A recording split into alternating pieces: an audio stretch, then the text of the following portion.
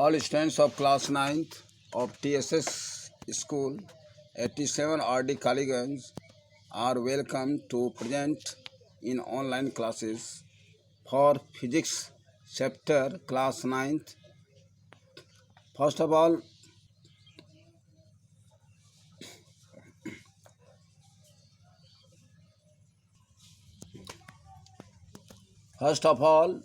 I, Ramanand sir, the science teacher, want to teach you physics in 9th classes. The first chapter, motion, is to be taught by me. First of all, try to understand about motion and rest. What do you mean by rest? Rest means विराम क्या है उसके बारे में समझना है. Objects which are stationary and don't change their position are said to be rest. वह वस्तु जो अस्थिर है किसी वस्तु की तुलना में और अपना स्थान नहीं बदलता है, वह विराम में कहा जाता है. अब देखना है कि मोशन क्या है, जिसको बोलते हैं हम हिंदी में गति.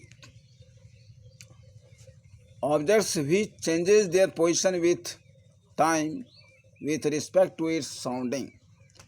वह वस्तु जो अपना स्थान समय के साथ बदलता रहता है अपने आसपास के सापेक्ष कहिए. जैसे कि ए रनिंग ट्रेन, ए रनिंग बस on the road. This is the example of motion.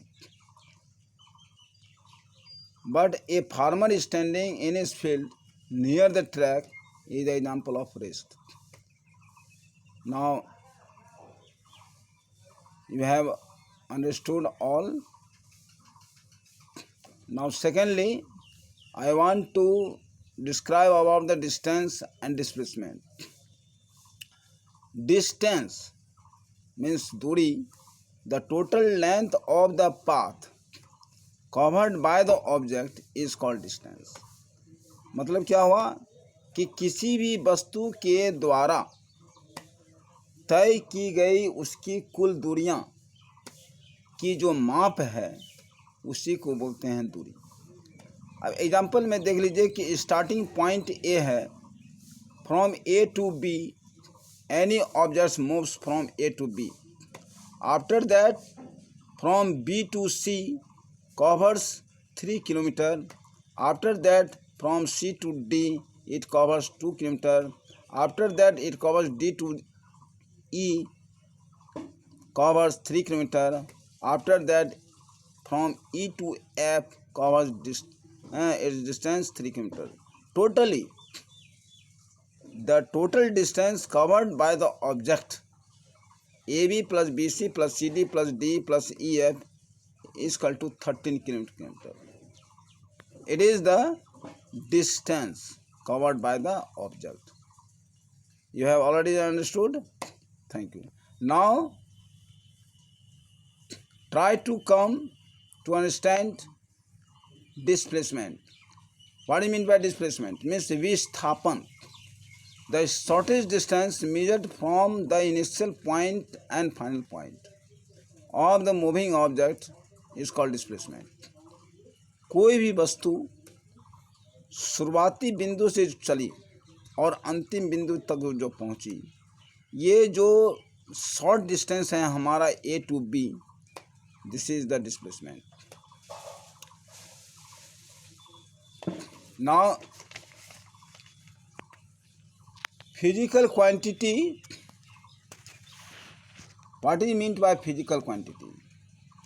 भौतिक राशि जिसको बोलते हैं, जैसे दूरियां, त्वरण, intensity, work, displacement, heat, energy. These are the physical quantity. There are 2 types of physical quantities. भौतिक राशि ये 2 प्रकार के होते हैं. पहला है स्केलर क्वांटिटी, जिसको कि हम हिंदी में बोलते हैं अदिश राशि. और दूसरा है हमारा वेक्टर क्वांटिटी, जिसको हम बोलते हैं सदिश राशि। अब देखना है वेक्टर क्वांटिटी क्या है, मीन्स सदिश राशि क्या है। The quantities which have direction and magnitude are called vector quantities. वैसे राशियाँ जिसमें कि दूरियाँ, जिसमें कि डायरेक्शन यानी दिशा और परिमाण दोनों है, तो वैसे राशि को हम बोलते हैं vector quantity. Suppose that displacement, momentum, acceleration, work, etc.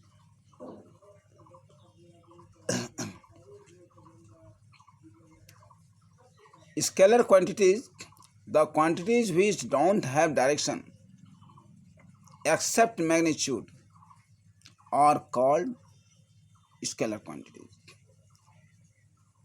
वह राशि जिसमें कि दिशा नहीं होता है, सिर्फ मैग्नीट्यूड होता है,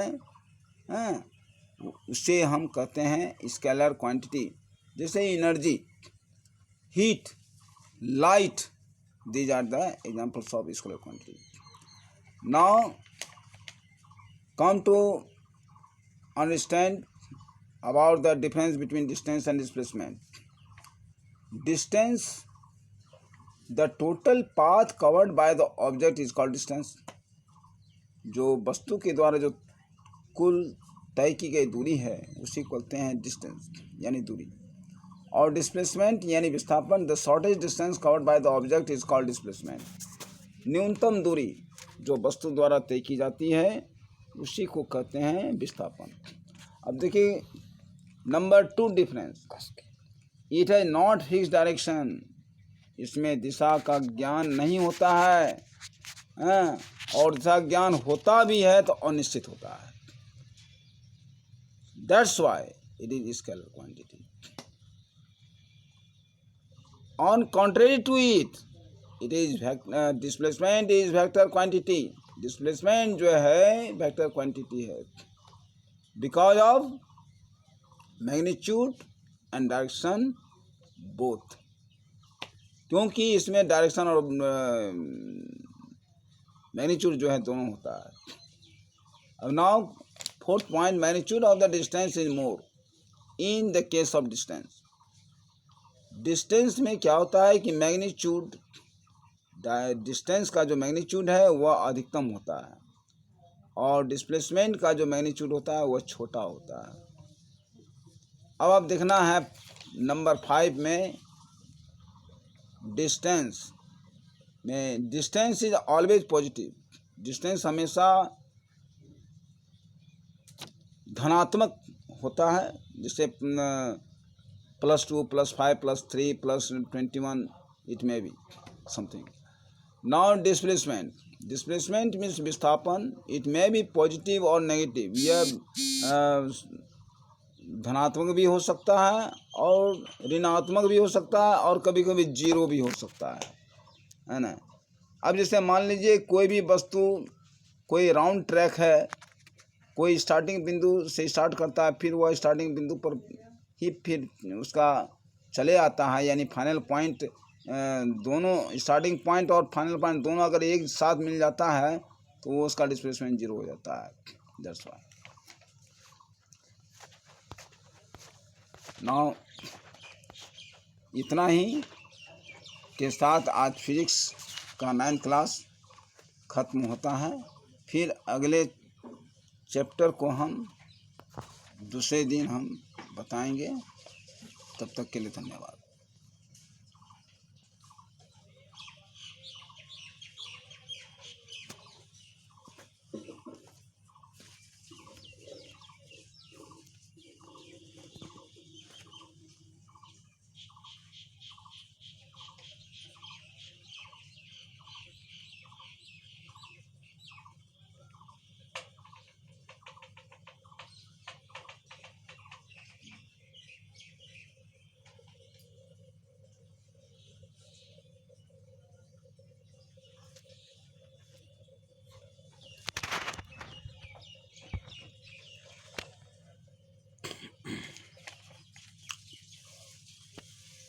ये नोट बन गया। और इसको भरवा में जब